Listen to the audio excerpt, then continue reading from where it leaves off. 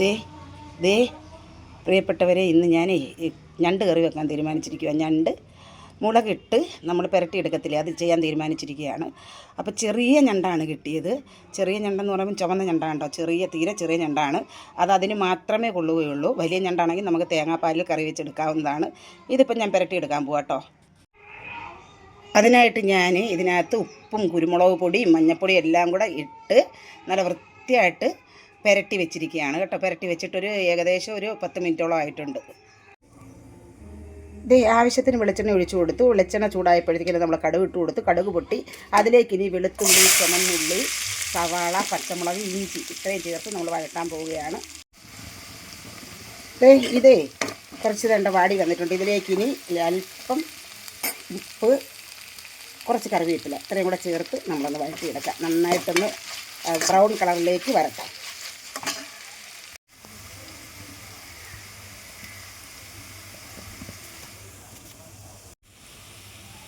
ഏകദേശം ഈ പരുവം മതി, ഒത്തിരി അങ്ങ് ബ്രൗൺ കളറിലോട്ട് പോവണ്ട.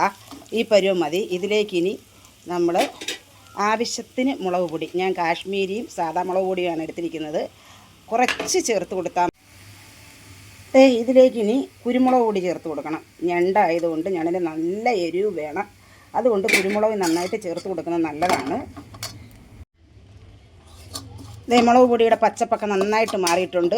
ഇതിലേക്ക് ഞാൻ ചൂടുവെള്ളം ഒഴിച്ചു കൊടുക്കുന്നത്. ഇപ്പോൾ ചൂടുവെള്ളം ഒഴിച്ചു കൊടുക്കണം. ഈ പരുവത്തി മതി വെള്ളം, കണ്ടോ. അപ്പോൾ ഞണ്ടിന് പൊതുവെ വെള്ളം ഉണ്ട്, അപ്പോൾ അത് പിടിക്കുന്നതിന് വേണ്ടിയാണ് നമ്മൾ ഇത്രയും ഗ്രേവി ചേർത്തേക്കുന്നത്. ഇതിലേക്ക് ഇനി തക്കാളി സോസ് ഒഴിച്ചു കൊടുക്കണം.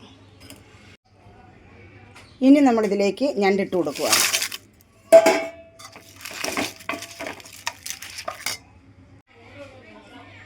ഞണ്ടിനകത്ത് നമ്മൾ മഞ്ഞൾപ്പൊടിയും ഉപ്പും എല്ലാം ഇട്ട് പിന്നെ ഇളക്കി വെച്ചതാണ്, എങ്കിലും കുറച്ചുകൂടി മഞ്ഞൾപ്പൊടി നമുക്ക് തൂക്കി കൊടുക്കാം. അതോടൊപ്പം തന്നെ പെരിഞ്ജീരകം മാത്രം പൊടിച്ചതാണ്. ഇത് ഓപ്ഷനിലാണ്, വേണമെങ്കിൽ മാത്രം നിങ്ങൾ ചെയ്താൽ മതി. അങ്ങനെ അല്ലാത്ത പക്ഷം ചെറിയ ഒരു തോട്ട് കൂടി ചേർത്ത് കൊടുക്കാവുന്നതാണ്. ഇതിനി മൂടി വെച്ചിട്ട് നമ്മൾ ചെറിയ ഫ്ലെയിമിൽ ആവി നന്നായിട്ട് കയറ്റി വേവിച്ചെടുക്കാവുന്നതാണ്. ഇടയ്ക്ക് നമ്മളൊന്ന് ഇളക്കി കൊടുക്കണം. തീരെ ചെറിയ ഞണ്ടായതുകൊണ്ടാണ് ഞാനിതിൻ്റെ ചെറിയ കാലുകളൊന്നും അടർത്തി മാറ്റാഞ്ഞത് കേട്ടോ. ഇതിലേക്കിനി ഒരു ചെറിയ തക്കാളിപ്പഴം,